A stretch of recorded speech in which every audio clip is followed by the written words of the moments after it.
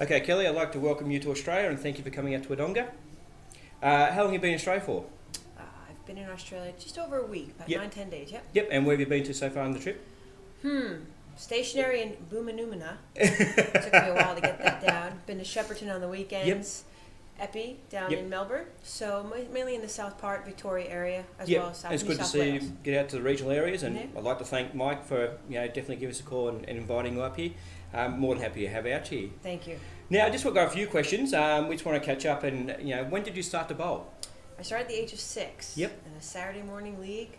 Went every Saturday, fell in love with it, with the food, the bowling, the atmosphere, and I've just stuck with it ever since. And did you consider it a sport from word go, or was it more social to start off with? At a very young age, I wanted to be a professional bowler. I grew up watching the men on television. Yep. Then I got to watch the ladies bowl a little bit.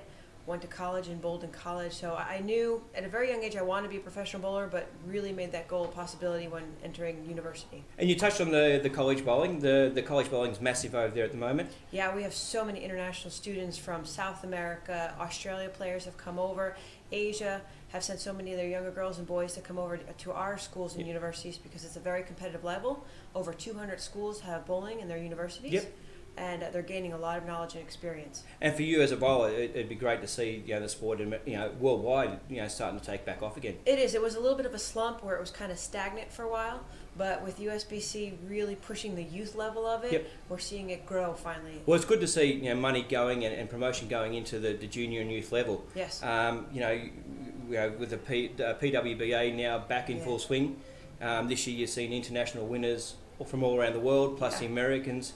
Look at the Europeans. It's great to see. It is. It's something we want to see a bit more of in Australia. It's great because bowling now is really taken to that global level. Yep. Like you said, we have Asian winners, Colombia, Venezuela, a lot of representation, and we're seeing everybody come out and bowl. And the good thing about that is, people are seeing that no matter where you are in the world, great bowlers come from all countries. And we do, and we welcome the competitors to come over. They've been so gracious to invite us to your competition. I bowled the Australian Masters as an invite.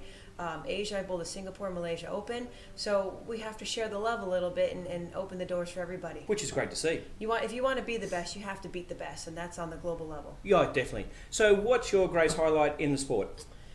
Probably what I'm most famous for is being the only female bowler to win a professional men's bowling title. You've had plenty of reviews from that. Billie G. King wrote something quite amazing, that it was groundbreaking. It was. The glass ceiling was broken. More women started to come out and compete, feeling they could compete against the men. And I think it was really one of the significant things to bring back the ladies tour. Oh, look, definitely. And look, at the end of the day, when you see ladies on the lanes throughout the world, they can definitely compete with the guys on most patterns. Absolutely. Even playing field, the equipment is the same. The only difference is our body structure. Men, you guys are a little bit stronger than us physically, but the technique, the smartness is the same. I think when you look at the ladies on the tour, they're probably technically more correct in a lot of ways. The follow-throughs, they've got to rely on different things like that to make themselves be able to compete with the men. Absolutely. Fundamentally, women, you can relate to a ladies' game a little bit more easier than you could to someone of Belmo or Chris Barnes or Sean Rash's game. So we have a little bit, we do rely on the fundamentals and using gravity as a benefit, just kind of being fluid and rhythmic on the approach. Now, what do you see for yourself in the future? Is it more coaching, or are you still actively chasing glory bowling?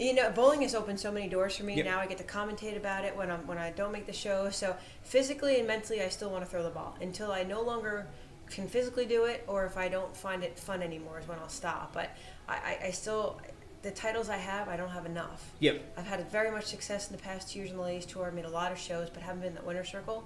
So I want to get those first places under my belt a little bit more before I may go into the coaching part of it. Yeah, obviously you don't want to retire thinking, I could have, or I should have gone a bit longer and realising a bit too late and try to come back. Exactly. So you expect to be a bit like a Pete Weber, going for that long? Maybe, at that high level? Maybe. I'd like to get back to the sport, which I think I've done a lot. But I also would like to try something else in my lifetime. Yep. Maybe try some culinary school or some classes on cooking. Yep. I always want to try to play outside the lines and push myself to the extreme to see what I can and what I'm capable of doing. That's great. That's great. Thank you very much for your time. Great to have you here. Thank you. And you're the first one we've interviewed, so sorry if it was a bit rusty. But yeah, no, thank you very much for taking the time to come to Wodonga. Thank you for hosting us and having me. Thank you. Thanks, Kelly.